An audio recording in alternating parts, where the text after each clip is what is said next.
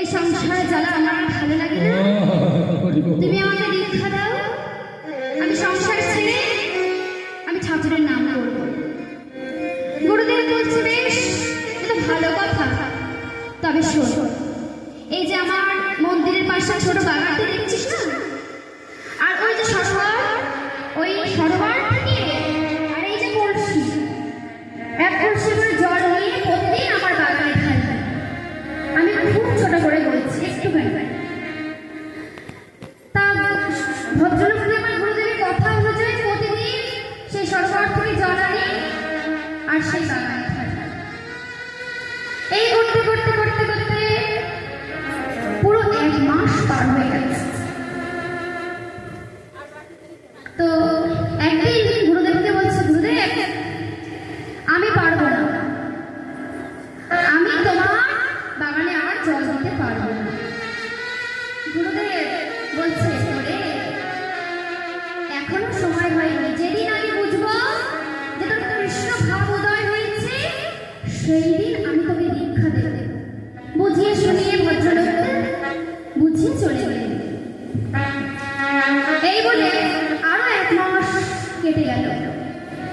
তখন ভদ্রলোকের রাগ হচ্ছে যে এখনো কি আমার ভিতরে কৃষ্ণ ভাব জাগেনি? আমি প্রতিদিন তো জল আনছি আর এই বাগানে ঢালছি, আর সঙ্গে সঙ্গে ওই যে মাটির কলসিটি সঙ্গে সঙ্গে যেই না ভাঙতে যাবে, কে না বলে উঠল, দাঁড়া। কে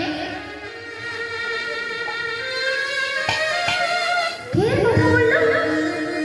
আমি মাটির কলসি, মাটির কলসি আমার কথা বলে নাকি? বলতে শোনো, প্রয়োজন হলে ওই মাটির কলসিও কথা বলে। শোনো ভাই, তোমার যদি ধৈর্য না থাকে তুমি বাড়ি ফিরে যাও, কিন্তু তুমি আমার কৃষ্ণ সেবা থেকে বঞ্চিত করতে পারো না। আমার ধৈর্যের কথা শুনবে? কেমন করে আমি গোবিন্দর কাছে এসেছি, তবে একটুখানি শোনো। অনেক কাল আমি অনেক কাল এক মাঠে ছিলাম, অনেক কাল আগে।